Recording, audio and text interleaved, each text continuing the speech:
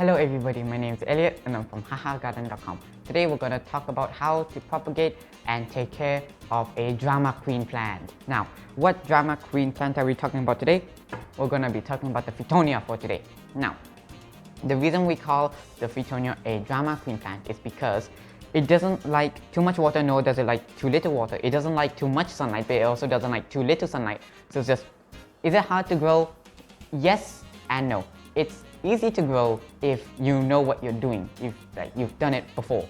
But it's very hard to grow if you are not experienced with this kind of plant. So these pretty and colorful Fittonia plants are divided into two different groups. So this side's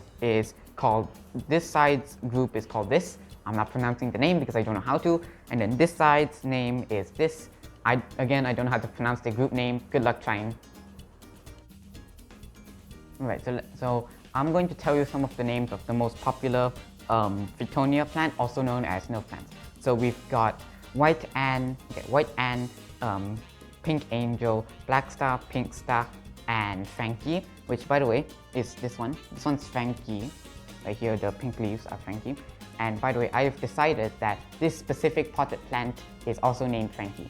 So this potted plant's name is Frankie and his scientific name is also Frankie. I've decided that right now because I think Frankie is a great name. Now let's talk about light. Your Fittonia likes bright indirect light. If it's too bright, then your Fittonia will start to, the leaves of the Fittonia will start to burn. And if it's too low of light, it will grow slower and will be less vibrant in color. Your Fittonia likes consistently moist but not soggy soil. Right? So when you notice the top part of the 25% of your top part of the soil dry, then that's basically your sign to water it. And if you notice your your plant is starting to droop, I guess, then that's what. If you notice your plant is starting to droop, then that basically means you just need to water it a tiny bit more. It's nothing too serious. However, in the event that you forgot to water your plant, you will notice that your plant basically faints, which is why it's drama queen. But if you notice it, don't panic because you can revive it. So what you need to do is soak it, right? Give it a bath like how you would take take a bath, right? So you don't cover it in water. You will soak it in water. Of course, not hot water. You soak it in water until wherever the soil ends. So that it can soak up the water from the drainage hole to the top instead of the top to the drainage hole. Okay.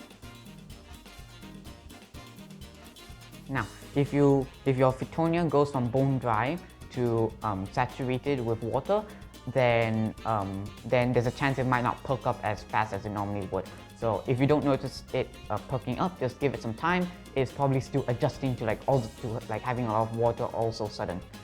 And then your Fittonia would like some humidity, so you can shower it every once in a while so that it can get rid of debris and dust, and also for humidity. Right? However, if you overwater your Fittonia too much, it can cause root rot and invite more pests over. The pests that affects the Fittonia are mealybugs, thrips, and aphids. Yeah, aphids I believe is how you pronounce it at least. Now, if you find any mites on your Fittonias, it's best to social distance them, like how we also social distance nowadays.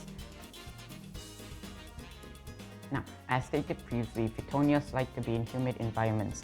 So, if you don't have the time to mist all of your Fittonias, what you can do is buy a humidifier and you can use that, or you can make a pebble tray. Now, how to make a pebble tray?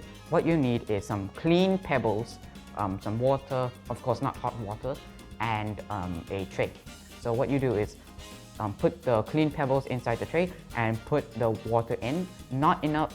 Put enough water to not fully submerge, but halfway submerge the pebbles. Right? because you're going to be putting the pot, pretend this is a tray with the pebbles with water. You're going to be putting the pot on top of the pebbles. So as time goes on, the water will evaporate, and it will boost the humidity in the area. It's time to talk about fertilizer. So you only need to fertilize this plant once a month, and you just need to use the house plant fertilizer and dilute it until it's like half the strength. Because if you put too much fertilizer, you will notice that your leaves will start to have brown patches, and when that happens, you just need to water thoroughly. Even if you already have watered it, just water it again to flush out the fertilizer. So that, yeah. By the way, this plant is non-toxic to animals, so Monster, come here. Oi, Monster. Oi, yes, it's walking. I didn't think this would happen. Hello, say hello to our surprise guest. He's very hungry, which is why he's now here. Oi. Hello. No, hello. Oh, no, he's just showing his butt now. Alright, so now it's time to talk about repotting. Yay! So, first things first, if you want your Fittonia to grow well, then what you can do is trim the roots, change the soil, and change the container to a big one than the current one. But if you want your Fittonia to grow bigger, then you don't need to trim the roots. Yeah, you don't need to trim the roots, and as normal, change the soil and change the pot to a bigger one than the current one. Oh, and by the way, do all of this every year or two. Don't do it too frequently because it might stress out your plant. Okay, make sure the soil is well draining. Make sure your pot has a drainage hole, and if you want, you can, before you put in the soil, you can put a layer of clay pebbles at the bottom of your pot before you put in your soil to help access draining. It's good to trim your Fittonia at least once in a while. So we're going to do that, but since we're going to be trimming our Fittonias, why don't we propagate them? So that's what we're going to do after we're going to clear up this, and then we'll show you how to propagate. Okay, so while we were preparing, the Mao has decided to put himself on the table. So I need to go feed him because he's very angry now. But yeah, here's our Mao. He's called Wang Zi, but I like to call him Mr. Mao. And in case you didn't know, Mr. means boy, so he's a boy, and he's cute. And Mao in Chinese means cat, which is why he's a Mr. Mao. I will come back to you shortly, but first, Mao needs food. Okay, so now let me show you how to trim these. So first things first, I'm not sitting how I'm supposed to because of this boy. This boy decided that my chair would be a great place to sleep. He's now very happy. He is very happy after eating, very satisfied. So now let's talk about how to propagate. So the way we're doing it, okay, so this propagation way we have a lot of success with. So that's how we're going to teach you. So this is called water propagation. So basically what you need to do is get some clean film and wrap it over a container. Of course, we're using recycled plastic bottle, right? We basically put water, put the clean wrap over it, and then put some rubber. Yeah, right. So what we're going to do is poke some holes. So hole number 1, we're going to poke 5 holes. Hole number 2, okay, hole number 3, hole number 4, and then hole number 5 in the middle there. So that should be enough. So now, okay. So the reason why you want the clean wrap here, the clean film here, is so that you don't breed mosquitoes. So make sure the hole is big enough for you to for you to put your branch in. And now we're going to actually show you how to trim.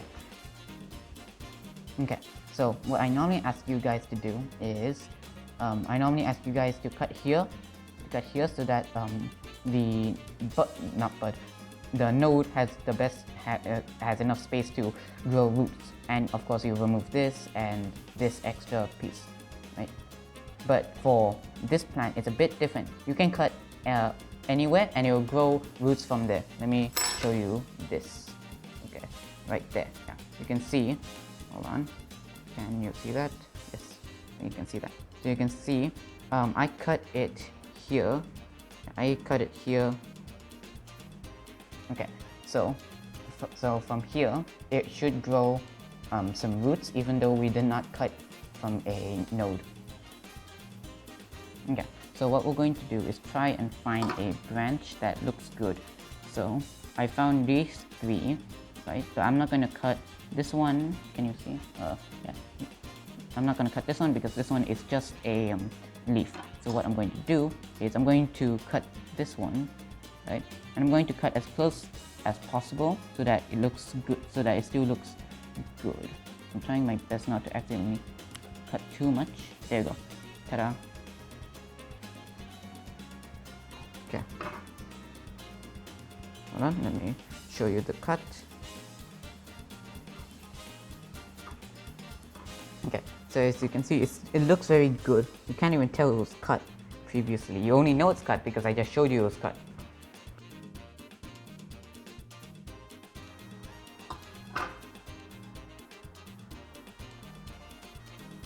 Ta-da!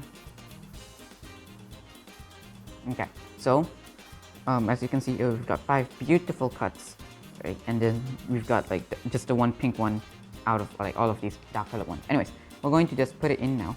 So as you know, we've poked holes.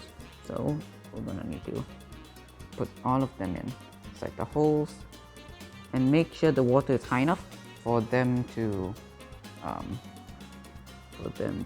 like submerge. Come on. Then one more, the brightest one is in the middle. Ta-da. Okay, let me see if I can make them all straighter if possible. Okay, all should be good. Okay, so as you can see, all of the branches are touching the water, which is exactly what you want. If they are not touching the water, then you need to raise up the water level. Alright, so we finished doing these off camera. This one's probably my favorite one out of like the entire one here because this is just beautiful. Anyways, so so in like a week you should be able to see the roots, but like don't take it out and plant it immediately because it might not survive. So you just wait until the root turns, once the root grows like 2 inches long. Now, I believe that's all I need to tell you for today. I hope you enjoyed this video. Happy gardening, and say goodbye to the sleepy mouse. Bye.